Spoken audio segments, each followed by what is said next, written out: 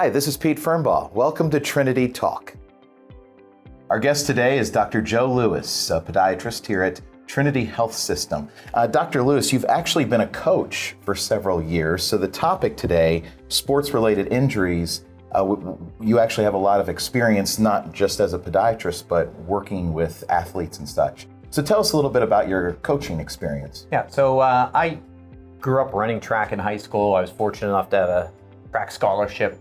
And when my children started school and began running track here at Indian Creek, I started helping out with the coaching program and seemed to progress and continue on past their years in school. And so I enjoy it quite a bit. I really enjoy working with the kids and trying to help them with the sport, teach them about fitness. Excellent. So you're able to bring your expertise into your coaching. Try to, yes. Try to, yes, absolutely. So you've been a track coach at Indian Creek for how long? This will be my 10th season this year. And you were a soccer coach for 8 years. I was, yes. So I love the practical knowledge you bring to this as well as the expertise. So let's get into that. Your experiences not just as a coach, but as a podiatrist. What are some of the sports-related injuries you see in the fall? Well, probably the most common sports-related injury in any sport around the country is the ankle sprain. It's probably the most common injury seen in emergency rooms that are sports-related. Ankle sprains typically are easily treated, providing the right support, and the biggest thing for us is the right therapy and preventative measures so that the athlete doesn't have an ongoing problem with their ankle in the future and they don't continue to re-sprain it over and over again. So what are some of the treatments that can help them and prevent them from spraining it over and over again? A lot of it is physical therapy based. We do a lot of what are called balance and proprioceptive exercises that really retrain the muscles and nerves to prevent the abnormal rotation and to stabilize the ankle. And just overall conditioning is a big part of it as well. Most of the injuries that we see in sports come from fatigue. Okay. As the game goes on or the practice is prolonged and the athlete becomes more tired and fatigued, now they're more prone to breakdown in their technique and to injuries. So the more we can really condition and develop that overall fitness, we can help prevent fatigue and subsequent injuries. Is it the coach's responsibility, the athlete's responsibility, a little bit of both to determine when they've reached their limit on the field? It's all of that. I mean, as a coach, you really want to be in tune to your athlete and really have a good solid base of what they're capable of doing. And you can develop that through the season. The athlete, though, has to be, I think, responsible enough to let the coach know that when they're becoming injured or when they're becoming too fatigued. A lot of athletes, they don't want to come out. You want to be in the game, you want to participate, you want to play, but you have to have that responsibility not only to yourself, but to your team to keep from getting injured and not bring the team down when you are getting fatigued or developing an injury. I know sometimes athletes can develop that mentality that they just have to keep going, keep pounding, keep at it. But sometimes keeping at it doesn't mean you're playing. You have to take yourself off the field. Yeah, that's exactly right. I mean, at the time that I was in high school, just 5 years ago, it was all about work. Yeah. But we've really learned today that the rest portion of fitness is just as important and sometimes more important, because if you don't allow the body to recover, you get into a situation of continuous breakdown, and that's when the injuries occur. You mentioned a second ago, and I apologize, I don't remember the medical term. You described a certain type of exercise. Correct. Could you break that down for our viewers, laymen like myself? So with ankle sprains and some other injuries as well, we do what are called balance or proprioceptive exercises. And proprioception just means that is the body's way of the nerves giving feedback to the muscles, tendons, ligaments to prevent abnormal motion and control those abnormal motions. And with a bad injury or ankle sprain, there can be damage to those systems and to those nerves. So it's not just the ligament and the joint that become disrupted with the sprain, but the nerves within those ligaments do. And if we can retrain that whole system to get it strong again and to protect itself, that really helps prevent injuries. Most of the athletes that have chronic ankle sprains over and over repetitively, or that even need then surgical management of an unstable or weak ankle, are the ones that never really had the right therapy and retraining of those structures to begin with. So don't shortchange your therapy, your physical therapy when you that's get in. key to an ankle sprain. Yeah. That is the key to any bad ankle sprain, is the right therapy to retrain it and rehabilitate that joint. A question I have regarding that, which just left my brain, so we'll move on. It's all right. We'll come back. Yeah, absolutely. When it comes back to me, we'll come back. So you've been mentioning a lot about foot and ankle injuries. When do athletes know to seek help from a podiatrist like yourself?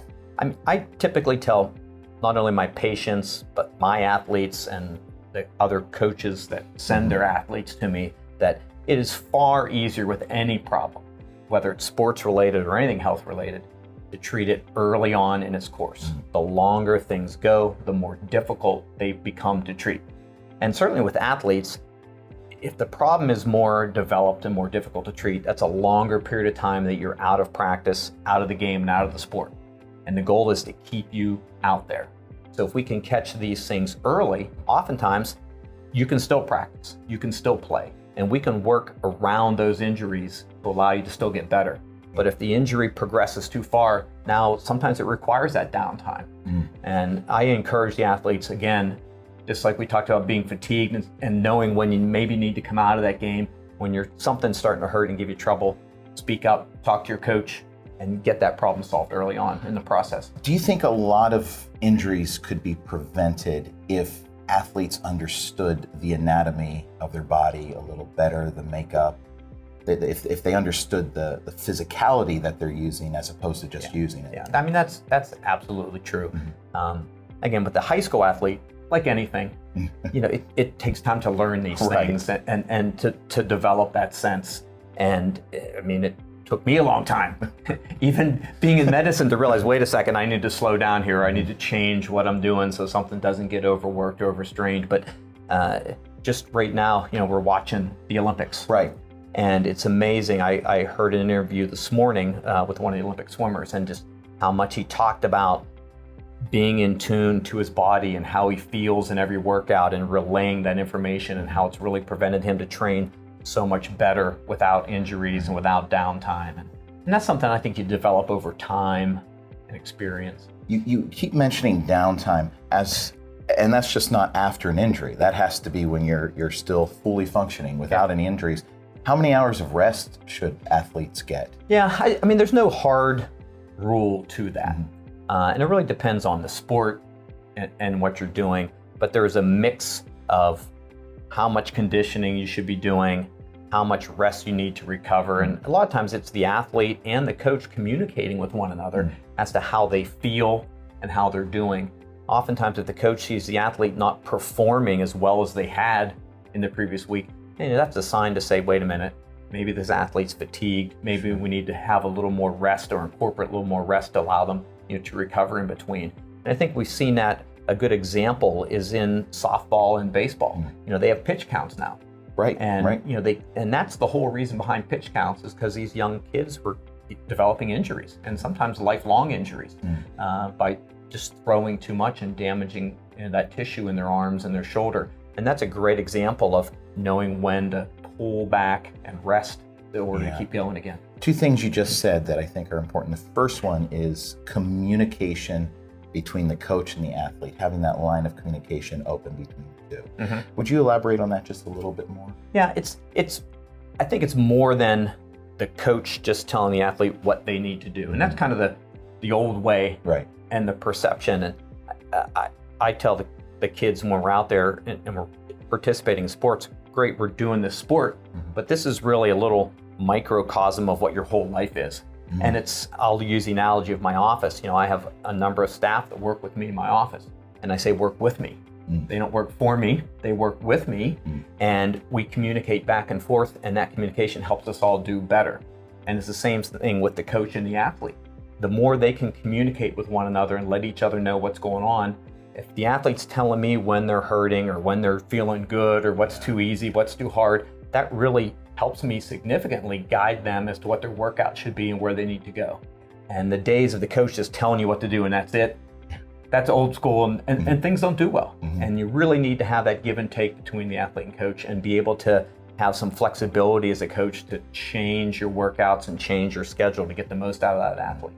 Thank you for that. So You have a cross-country team. Obviously, you're a track coach. What kind of footwear do you advise them to wear? Well, as with a lot of sports, I mean, cross-country, track, running, I mean, we really look to a running-specific shoe. And I get the question every day from patients, well, what shoes should I wear? And the reality is all of these big companies, you know, the major names you hear day in and day out, Nike and ASICS and Brooks and New Balance, they all make, and there's many others, they all make a great product. And they're all meant sport-specific for running, but they're all made a little differently. Just like every person is a little bit different. And I tell the athletes, you know, you got to try on various shoes and see what really feels best for you. Sometimes you put one shoe from one brand on one foot, one shoe from another brand on the other foot, and run up and down the aisle in the store a little bit. That's a great idea. And see what really feels good. And they make a good product, but what feels good on your foot? And certainly we want to be somewhat sport specific. You know, we don't want to wear the old canvas Chuck Taylors that we wore in high school to go out and run cross country and track, right? Yes. And certainly today that's not something that basketball was played in or tennis is played in. So we have cross-training shoes that are leather shoes that are very structurally supportive for basketball and all of these sports where we have multiple planes of motion. But running shoes are designed to run. They absorb shock, they keep the feet cool, they're lightweight. So we really want to look for a sport-specific shoe. And the brand is, for the most part, dependent on really how it feels, what's comfortable to you. And sometimes it comes down to price points. You can get a running shoe today for $600-700, and it may not be really any better for you than one that's $50 or $60. So do your research on the footwear. Take your time to pick out the footwear. And you mentioned a second ago, the other thing that you mentioned that was really important was prevention. Taking the means to prevent any injuries, even though they will happen. And part of that is the footwear you choose. Correct. Okay. Why is it important then, talking about prevention, to change socks? Well, the biggest thing with socks, any athlete's going to perspire. And certainly the body part in most sports that's covered up the most is your foot. Right. You've got the sock, you've got the shoe, you've got perspiration that occurs. That's where we run into problems with blisters. You know, if you want to see an athlete slow down, get a blister. They're going to slow you down pretty quick. To athletes' foot infections, and most sports, we want to be able to have all of our power and speed directed from our body, from our muscles to the ground to move us one direction, another, up, down, what have you. And if the sock is too thick, the sock is too wet, the sock is too worn out, you can have a lot of motion in that shoe. And motion is taking away a lot of your power. So we want to have a well-fit sock that doesn't have holes in it, that wicks moisture away so we're not developing blisters, and that is not allowing excess sliding and motion in the shoe that could potentially lead maybe to an injury, but really just decrease performance. So what I'm hearing is the tools that you need to play that sport, especially track and field and soccer and everything we're discussing here, part of those tools, it's not just skill, it's not just practice, it's your shoes, your socks. That's just as much a part of the equipment that will contribute to an athlete's success as anything else that they need to be out there. Absolutely. And look at all the equipment that's worn, for instance, in football. Right. To protect you, and now obviously that's certainly a different sport, but in any sport, this equipment comes into play, whatever it may be. Absolutely. Final question for you. In that same vein, when do I know, we talked about shoes a second ago, when do I know when to replace my shoe? The shoe question is somewhat straightforward. The shoe companies will tell you, most of them, replace a shoe after 500 or 600 miles. And shoes are pretty expensive, and most shoes are going to last you much longer than that, but shoe companies want to sell you a shoe. So, but the guidelines we look at, the bottom of most running shoes has a thin black rubber strip. It may vary in color depending on the shoe, but that's called our outsole, and that's what contacts the ground surface. And if that thin outsole is worn through to the cushion beneath, that's always a sign that that shoe needs replaced. The midsole, which is the part of the sole that provides all the cushion, that's the thick part, and that's typically the common white area between that shoe and the little thin outsole. That provides our cushion, and if any time that cushioning has become really compacted and packed down. If you push on it, you should always get some spring. And if you're pushing on that and you're not getting the spring anymore, you know that shock absorption is gone and it's time to replace that shoe. And the third thing we look at, one is that outsole being worn through. The second is the cushion or midsole being compact down and losing its compressibility. Is take the shoe and set it on the countertop or floor. And if it's sitting perfectly straight and vertical, and you can look at the heel or the back of the shoe is a great clue to that, that shoe's probably in good condition. But if you see the heel of that shoe tilted left, tilted right, again, that's a sign that shoe's become too worn and it's time to replace that shoe. Those are great tips, and they apply not just to athletes, correct? They apply to people who work out on a daily basis. Anything, yeah. Your day-to-day shoe that you wear, what you go to the gym with, what you're going to the park in, absolutely. Right. Wrap this all up for us. What is the one thing you wish athletes and even non-athletes understood about prevention of foot injuries? What's the one thing that you wish you never had to say to a patient again? The correct shoe in a lot of situations will prevent a lot of injuries. We see a lot of injuries coming in from people wearing sandals, flip-flops, things that are really non-supportive. And that's not to say that those things aren't fine to wear, because I wear them myself sometimes. But if you're wearing a sandal and flip-flop to climb a ladder and to stand on concrete all day, etc. So there's times when those things are appropriate, but times when you really need a shoe that's more supportive and protective for your foot. And that will prevent a lot of problems in and of itself. Well, thank you so much for being with us today, Dr. Lewis. I'm Pete Firmbaugh, and I hope you join us next time on Trinity Talk.